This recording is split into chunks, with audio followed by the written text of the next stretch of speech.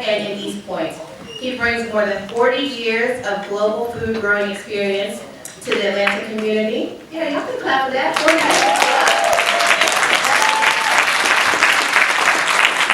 And he's also managed public, private, and community-based food and agricultural businesses in over 35 countries, including Southeast Asia and West Africa.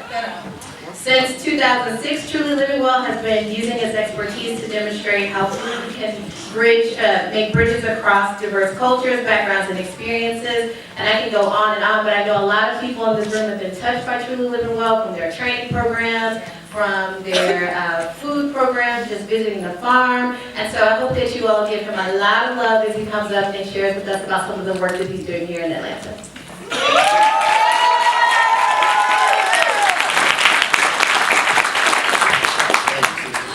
Greetings, everybody. Greetings. Welcome to Atlanta. I share. Atlanta spelled E-T-L-A-N-N-A.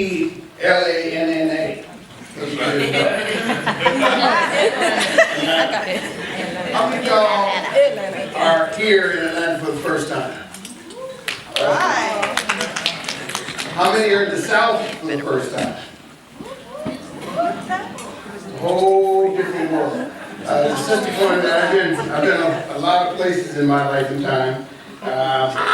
To be here in Atlanta now with this work, be able to stand before a group of black people this early in the morning, all have similar interests. Right, hand on time. And there are not that many organizations or conferences that you're going to go to that's going to begin with the word black. Black Farmers and Urban Gardeners Conference. That is really significant. And it's significant because we have to understand where we are. We need to understand the trials and tribulations that black people have suffered over these centuries. We are still a wounded people. We still require healing. And this conference, the work that is going to be done this weekend is part of that healing process. It's part of the bonding process so that we can learn to work together and most of all love one another. Love ourselves and love one another and build this community.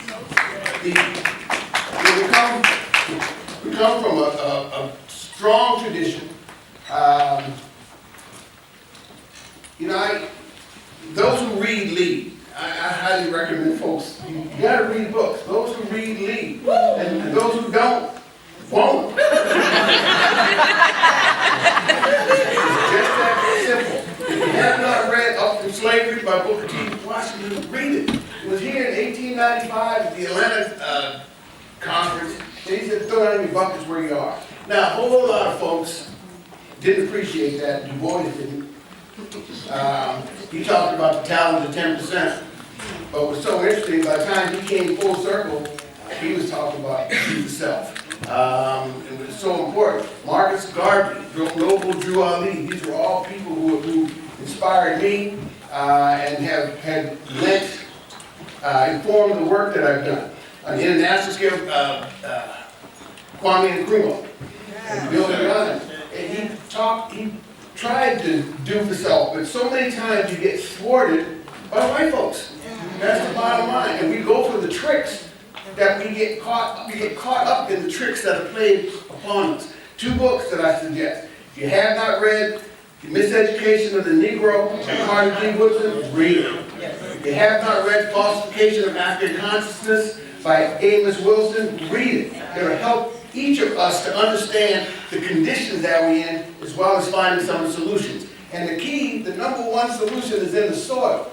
You folks understand that. That's right. Shirley Sherrod is going to be here in a minute. Back in, this is right there.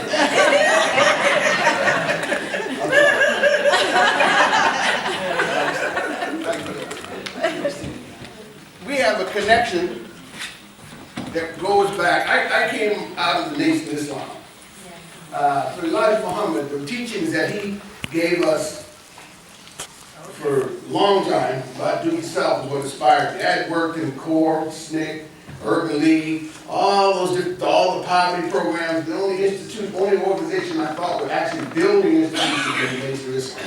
And that's why I joined. So I had the good fortune at the time after Mr. Muhammad died, in 1970, dropped his body in 1975, I was the only person in the community who had actually gone to school to learn about agriculture.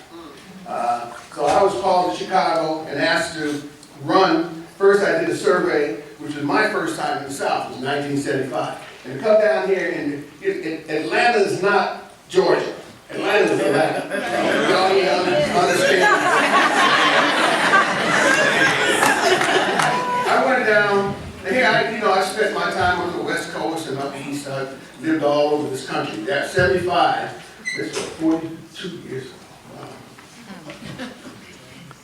That impacts me sometimes. Think about how blessed that I've been to wake up for all these years and be able to stand here.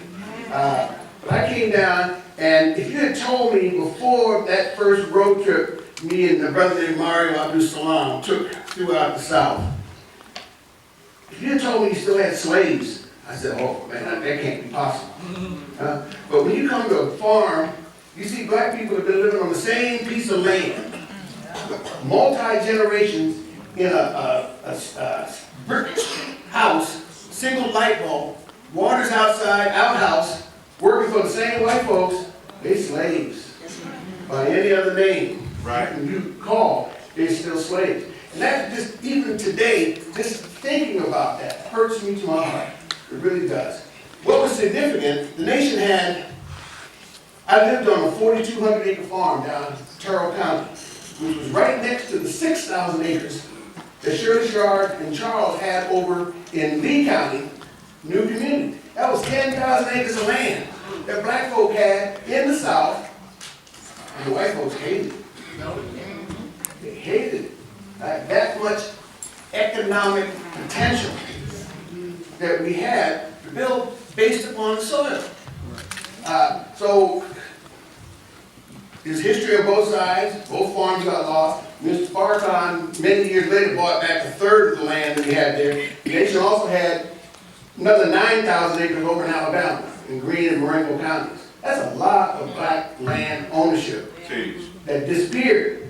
Okay? But what's important today is that 80% of Americans live in these urban areas. Black folk have been pulled from the South, out of the fields, and into the urban areas. This is where we live. This is where we are. My sister said I spent many years overseas. When I left this country back in the 80s, I was very angry. I didn't think I'd ever come back. But the longer I stayed away, I realized how much of an American I am. I'm an American of African descent, but I'm American. Y'all are my tribe. Okay? And this is where the work is that needs to be done to heal ourselves and to build institutions that we can stand on, that we can support, and that will help us to survive, thrive, and survive.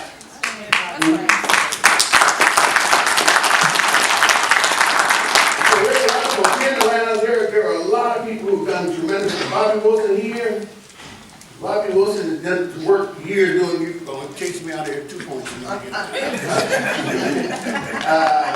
Working with folks in the community. Bobby Wilson has been working with community gardens, hobby shops, teaching and training, and we're teaching and training. I am so proud to say that today, Julian Oil, we have 4 sites. Sister mentioned 2. We actually have 4 sites around the metropolitan area where folks live.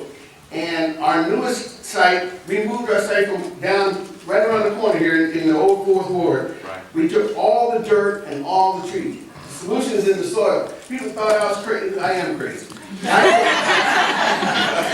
We moved 125 fruit trees and just hundreds of truckloads of soil that I spent 5.5 years building the soil. We took all that with us. I wasn't about to leave that for them to go put in the trash dump somewhere. And we moved out over to the new site, which is 3 blocks west of Spelman, over in Asheville Heights. We call it the Collegetown Farm, and I hope y'all all come out there. We have 7 acres in the middle of the city that we're growing food and trading people.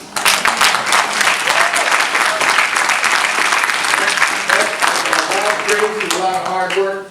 And one thing sometimes I have a problem with folks that come to the conference and talk, and talk, and talk. Hey, but you're not going to get anything done unless you get up and go to work. That's the real key. You got to walk your talk. You have to do the work. And there's nobody going to do your work for you. You have to do it yourself, and that's the charge that I give you. So welcome to Atlanta. Let's have a good time this weekend.